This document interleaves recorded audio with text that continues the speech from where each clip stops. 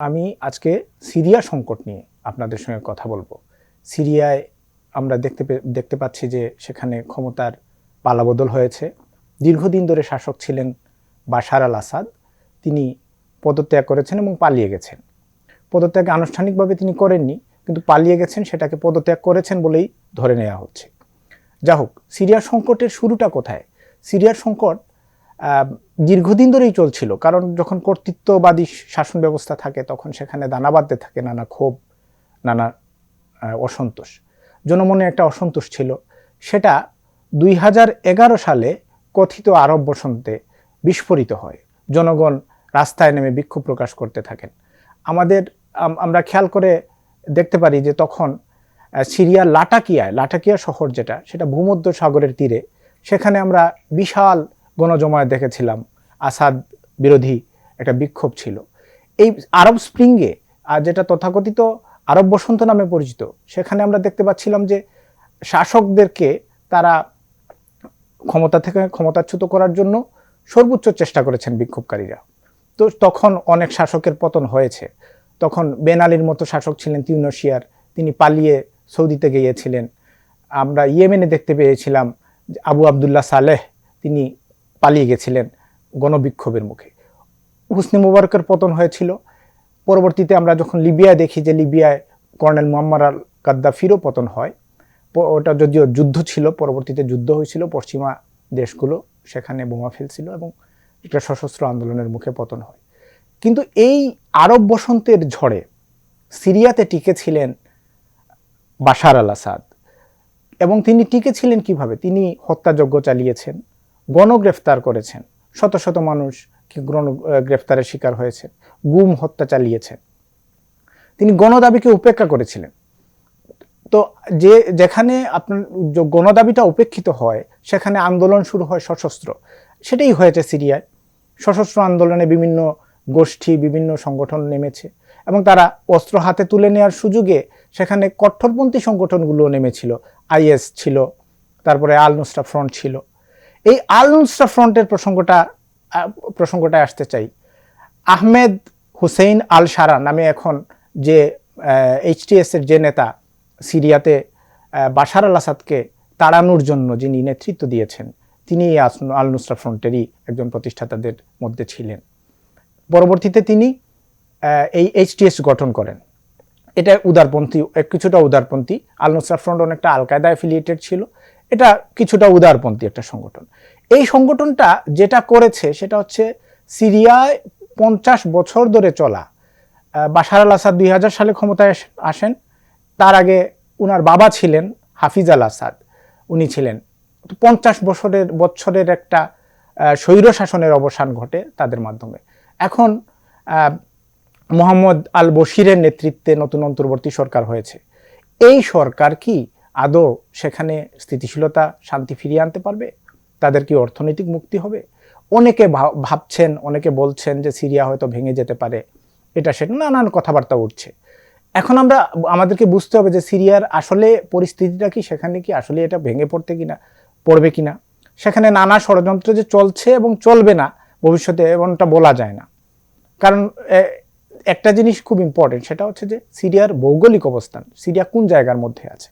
সিরিয়ার আশপাশে যে দেশগুলো আছে, যেমন তুরস্ক আছে, ইসরায়েল আছে, ইরান আছে, ইরাক আছে, জর্ডান আছে এবং লেবানন আছে। এই দেশগুলোর মধ্যে দুটা দেশের কথা আমি বিশেষ করে উল্লেখ করতে চাই, ইরান এবং ইসরায়েল। এরা পরস্পরের সঙ্গে দ্বন্দ্বে লিপ্ত এবং এটা দীর্ঘদিন ধরে তারা প্রক্সি ওয়ারে চালিয়ে গেছে। এই প্রক্সি ওয়ারের একটা ক্ষেত্র ছিল, একটা রণক্ষেত্র ছিল এই সিরিয়াকে যদি, সিরিয়ার মানুষকে যদি বাঁচাতে হয় বা সিরিয়াকে যদি স্থিতিশীল করতে হয়, তাহলে এই প্রক্সি ওয়ারের যেটা চলছিল সেটাকে বন্ধ করতে হবে এবং এটাকে উদ্যোগ নিতে হবে। সিরিয়ার আরেকটা বড় সংকটের জায়গা হচ্ছে, সিরিয়ায় যে সম্প্রদায়গুলো আছে সেগুলোর মধ্যে ঐক্যে কিছুটা ঘাটতি আছে। এই জায়গাগুলোকে নতুন সরকারকে অবশ্যই ফোকাস করতে হবে। সিরিয়ায় মুসলিমদের সংখ্যা 94%, বাকি 6%-এর মধ্যে আছেন খ্রিস্টান আছেন, তারপরে দ্রুজ সম্প্রদায়ের লোক আছেন, সেখানে কুর্দি সম্প্রদায়ের লোক আছেন, সেখানে আর্মেনিয়ান আছেন, সেখানে আশিরিয়ান আছেন। তো এই সব ছোট ছোট সম্প্রদায়, কিন্তু এগুলোর জনসংখ্যা যে পুরো সিরিয়ায় বিশাল একটা রাষ্ট্র, সেখানে পুরো সিরিয়া ছড়িয়ে ছিটিয়ে আছে এমন নয়। এসব কোনো এলাকায় এসব লোকজনের সংখ্যা বেশি। যেমন কুর্দিদের সংখ্যা হচ্ছে তুরস্কের পাশে যে এলাকাগুলো আছে সেগুলোতে কুর্দিদের সংখ্যা বেশি। আবার আপনি যখন ইসরায়েলের কাছাকাছি এরিয়া হেরমন পর্বত এই এলাকাটাতে যখন আসবেন, তখন সেখানে এই পার্শ্ববর্তী এলাকায় দ্রুজদের অবস্থান বেশি। তো এদেরকে সামহাও এই প্রতিবেশী দেশগুলো ইনফ্লুয়েন্স করতে চায়। মূলত এই প্রতিবেশী দেশগুলো সিরিয়াকে তাদের মতো চায়। এই সিরিয়াকে তাদের মতো চাওয়াটাই সিরিয়ার জন্য একটা সমস্যা। সিরিয়াকে সিরিয়ার মতো করে থাকতে দেয়া সেটা এই সব জায়গাগুলোতেই ব্যাহত হয়। সিরিয়াকে সিরিয়ার মতো থাকতে ওরা দিতে হয়তো চাইবে না। সিরিয়াকে সিরিয়ার মতো থাকতে হলে সিরিয়াকেই পদক্ষেপটা নিতে হবে এবং সেটার জন্য স্থিতিশীলতাকে গুরুত্ব দিতে হবে। তাদেরকে অবশ্যই সবগুলো সম্প্রদায়ের সঙ্গে মিলেমিশে সরকার গঠন করতে হবে, সব প্রতিনিধিত্ব রাখতে হবে এবং সেখানে ধর্মীয় স্বাধীনতার বিষয়টা অবশ্যই গুরুত্বের সঙ্গে দেখতে হবে। প্রতিবেশী দেশগুলো যাতে নাক গলায় সেই সুযোগটা তাদেরকে এভাবেই বন্ধ করে দিতে হবে। আর এটা যদি সিরিয়া করতে পারে তাহলে তাদের রাজনৈতিক স্থিতিশীলতা কনফার্ম হবে। আর রাজনৈতিক স্থিতিশীলতাটা ফিরে এলে সেখানে অর্থনৈতিক স্থিতিশীলতাও আসবে। আর অর্থনৈতিক স্থিতিশীলতা যে কারণে জরুরি সেটা হচ্ছে যে যদি সিরিয়ায় অর্থনৈতিক স্থিতিশীলতা ফিরে আসে তখন সেখানে সংঘাতটা কমে আসবে। কারণ ক্ষুধা রাগকে, ক্ষোভকে উস্কে দেয়।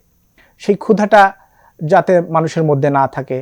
এখন সিরিয়ার যে অর্থনৈতিক অবস্থা সেটা বলতে গেলে প্রায় শেষ।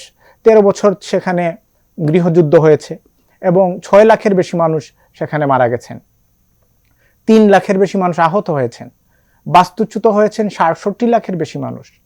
তো এই সব একটা দেশ 14 বছর ধরে যে দেশে গৃহযুদ্ধ চলেছে সেখানে তো আসলে অবশিষ্ট কিছুই নেই। বাশার আল আসাদ কিছুই রেখে যান নাই। একটা কারাগারে দেখা যাচ্ছে যে যেখান থেকে নিপীড়িত মানুষকে বের করে আনা হচ্ছে, নির্যাতনের নির্মম চিত্র সব বের হয়ে আসছে এখন। এই পরিস্থিতিতে অবশ্যই সিরিয়াকে নিজের দেশের মানুষকে গুরুত্ব দিয়ে এবং নিজের দেশের প্রত্যেক সম্প্রদায়ের মানুষকে নিয়ে দেশটাকে এগিয়ে নিতে হবে। তাদেরকে অবশ্যই অর্থনৈতিক সমৃদ্ধির বিষয়টিকে, অর্থনৈতিক স্থিতিশীলতার বিষয়টিকে গুরুত্ব দিতে হবে। তাদের মধ্যে সাম্প্রদায়িক কোনো সংঘাত যাতে সৃষ্টি না হয়, যেটা অন্যরা হয়তো চাইবে। কারণ প্রত্যেকটা দেশ, এখানে প্রতিবেশী যেসব দেশ আছে তারা চাইবে তাদের সিরিয়া সরকার যেন তাদের পারপাসটা সার্ভ করে। আর এখন একটা যে উপনিবেশিক যুগ চলছে সেখানে কোনো দেশই কোনো দেশকে আসলে আগ্রাসন করে না, সেখানে পুতুল সরকার বসাতে চায়। তো সিরিয়ায় তারা ওইরকম একটা চেষ্টা তারা করে যেতে পারে। সেই জায়গা থেকে সিরিয়াকে অবশ্যই সচেতন থাকতে হবে এবং অল ইনক্লুসিভ একটা পদক্ষেপ নিতে হবে। আপনাদেরকে অশেষ ধন্যবাদ। আজকের মতো এখানেই শেষ করছি। আগামীতে আমরা এই ইস্যু নিয়ে অথবা অন্য কোনো বিষয় নিয়ে আপনাদের সঙ্গে কথা বলবো। ধন্যবাদ সবাইকে।